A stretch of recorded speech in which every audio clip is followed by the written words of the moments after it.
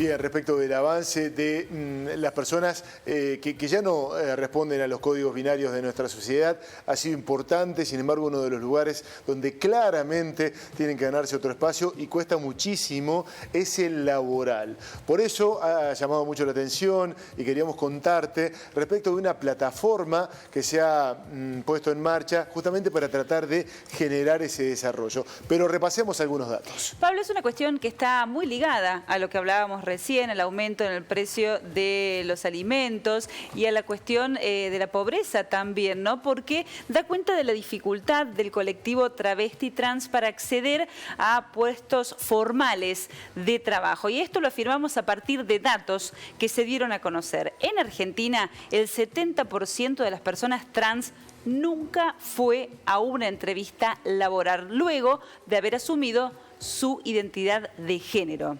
El 80% del colectivo travesti trans no consigue acceder a un trabajo formal y el 60% de esta comunidad ejerce la prostitución, aunque el 87% dejaría de hacerlo si tuviese otra posibilidad.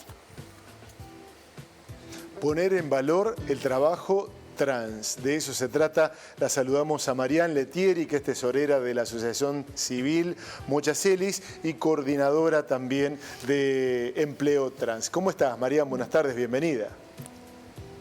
Hola, buenas tardes, ¿cómo están? Bien, por suerte. Con mucho calor acá en Buenos Aires, pero bien. Complicado por ahí. Ya contanos cuánto. Y ahora está haciendo, ahora bajó a 36 de térmica, pero llegamos a 42. Mirá, bueno, para tu envidia te vamos a contar que nosotros anoche pasamos toda la noche con lluvia, con una temperatura muy agradable, que ha bajado mucho la temperatura, todo muy distinto. Espero que venga por acá. Acá sí. Todas las semanas está pronosticada tormenta, así que esperemos que ayude. Bueno, el jueves va a llover en Buenos Aires. Esperemos que sea sin destrozos, ¿eh? Ojalá que llegue y con descenso de temperatura. Bueno, lo decíamos recién, ¿no? Es una realidad que venimos poniendo de relieve de un tiempo a esta parte, que los colectivos visibilizan y que tiene que ver con las dificultades de un sector específico de la población de acceder al trabajo formal. Contanos cuáles son los datos que ustedes manejan. Bueno, un poco son los datos que acabaron de dar ustedes. Recordemos que Argentina es un país donde no tenemos cifras oficiales por parte del Estado.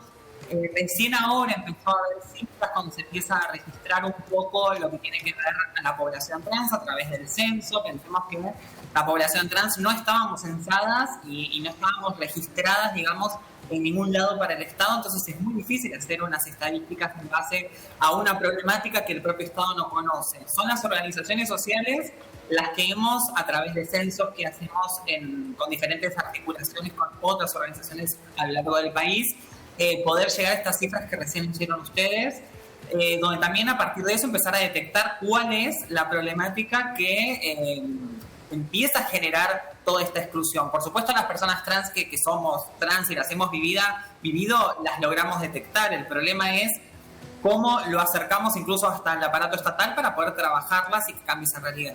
Como bien decían, actualmente Argentina tiene, a pesar de la ley de identidad de género, el cupo laboral y demás, sigue teniendo entre un 60-65% de población trans, sobre todo mujeres trans, que el único ingreso es la prostitución o el trabajo sexual.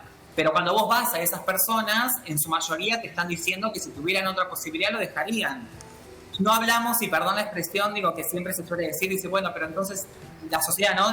Cuando nos dice que vayan a limpiar un baño, que vayan a trabajar, pero ni siquiera de eso se consigue para la población trans porque estructuralmente hay una exclusión sistemática.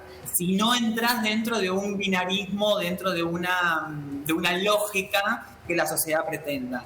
Marianne, y contanos en el día a día, más allá de las entidades públicas, ¿qué es lo que pasa cuando una persona trans va a un comercio, va a una oficina, a un lugar privado, a pedir trabajo? ¿Qué es lo que les dicen?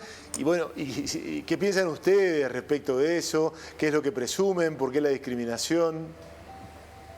A ver, es interesante tu pregunta porque hay dos cuestiones que destacamos bastante, que es por un lado el prejuicio que existe en la sociedad, digo, que es la que te tiene que emplear, que es la que las personas que, no olvidemos que un comercio, que una empresa y demás, más allá de todo, digo, el capital humano es el que forma la empresa y el que tiene el prejuicio justamente es las personas en base a lo que históricamente supieron de nosotras.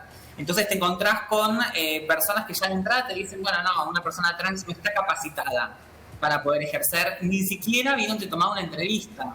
Y por otro lado también un prejuicio, digo, nuestra corporalidad, nuestra presencia ya genera una ruptura en la mente de muchas personas que incluso nos pasa constantemente que te pones a hablar y que, no sé, tienen 40, 45, 50 años y nunca se cruzaron con una persona trans. Entonces, por primera vez se están cruzando en un ámbito laboral y empiezan a surgir desde las dudas, desde incluso la buena predisposición, pero el decir, no conozco sobre el tema, no quiero, lo que vulgarmente decimos, meter la pata con algún comentario, con algo. Entonces, frente a eso, muchas empresas o sector público incluso, históricamente preferían no contratar a la población trans con todos estos prejuicios, ¿no? Y por otro lado, también hay una gran pata que también es real, que por eso estamos trabajando desde muchas series y muchas organizaciones, históricamente la población trans fue negada de poder educarse. No estaban las cifras ahí, pero la primera expulsión sucede en el hogar entre los 13 y los 17 años. Entonces, una persona a esa edad, y incluso muchas vienen del interior a Buenos Aires, a veces creyendo que hay mejores posibilidades, y eso es algo erróneo porque la sociedad no deja de ser la misma, pero que empiezan ya desde esa edad a ejercer la prostitución y no se está ni pensando en escolarizarse.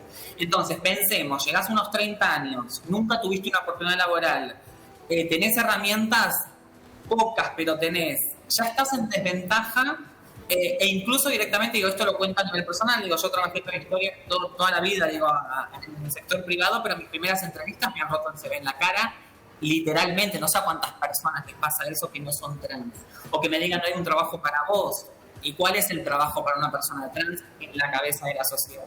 Digo, y ya para resumir, digo, pensar que esto es algo estructural. Históricamente la población trans no se la imaginó ocupando esos espacios. Y pregunto, digo, cuando salen a un comercio, cuando salen a comprar algo al supermercado, ¿cuántas personas trans ven? Claro. Y eso responde un poco lo que sucede a nivel social. Marian, bueno, lo que vos relatabas recién da cuenta de las privaciones o las limitaciones para acceder a la educación, la imposibilidad de acceder a un trabajo formal, y yo le agregaría también lo que compromete el futuro de una persona trans que no tiene cobertura médica y tampoco tiene cobertura social, ¿no? Para su retiro, para su pase a jubilación. Consultarte por este desarrollo que ustedes hicieron en la plataforma, para la gente que nos está mirando, qué ofrecen, qué tipo de información hay allí, cómo trabajan.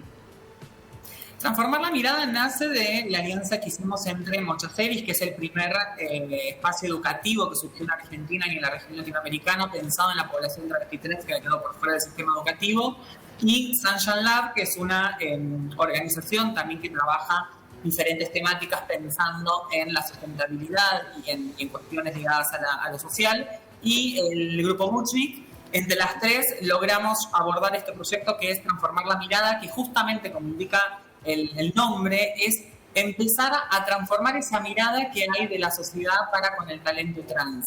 Digo, así como les digo, una cosa que es un porcentaje alto de la población trans necesita herramientas que no tuvieron, también hay otro gran porcentaje de la población trans que sí tiene esas herramientas, lo que no tiene es la posibilidad o no se les da esa posibilidad. Entonces es un poco pensar en eso de transformar la mirada que hay para el colectivo y la población travesti trans. Dentro del programa lo que se ofrece es una bolsa de empleo de talento trans con diferentes talentos, desde personas incluso bilingües o que manejan diferentes idiomas, hasta personas con títulos terciarios o universitarios, y personas que están en ese proceso de adquirir esas herramientas. Y por otro lado, también acompañar a esas empresas o ese sector público o aquel futuro o futura empleador o empleadora que va a necesitar ciertas herramientas para conocer la realidad de la población. No es que hay que tener herramientas específicas para tratarnos o hablar con nosotras, sino que hay que conocer las leyes que tiene nuestro país y de cómo hacer para respetar el nombre autopercibido, que si una persona trans, por ejemplo, no quiere cambiar su nombre porque no le interesa, porque no lo siente o lo que fuese, esa persona puede ser empleada tranquilamente y cómo la registramos y cómo le respetamos su identidad autopercibida, desde incluso recursos humanos, cómo preparar una entrevista de que no sea un abordaje en curiosidad sobre la persona. Digo, a veces, digo, lleva un poco más de tiempo quizás contar muchas cuestiones que suceden con la población trans, pero en los procesos de entrevista, el 80% de lo que hemos relevado es sobre no se hace un proceso sobre las habilidades de la persona, sino sobre preguntas más específicas de acuerdo a su género.